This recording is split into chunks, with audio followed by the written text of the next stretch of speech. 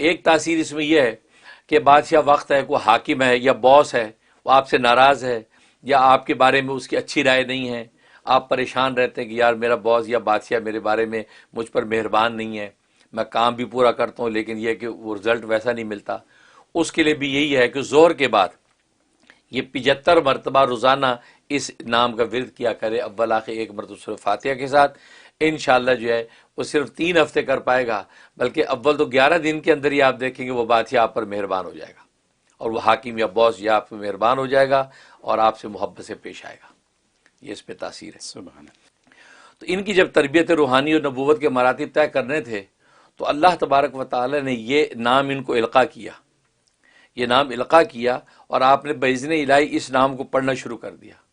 اور وہ نام یہ ہے یا واحد الباقی اول کل شعین و آخرہ یا واحد. یا واحد الباقی، اے یکتا و تنہا باقی رہنے والی ذات، اول کل شعین ہر چیز سے پہلے بھی تو ہے، وہ آخر ہو ہر چیز کے بعد بھی تو ہی ہے. یا واحد، اے یکتا ذات. یہ وہ نام ہے کہ یا واحد الباقی اول کل شعین و آخرہ یا واحد.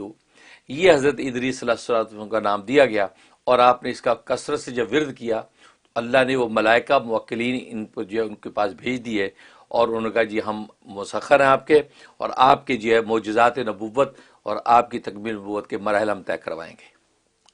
اس طریقے سے عزیز صلی اللہ علیہ وسلم نے اس نام کو حاصل کیا.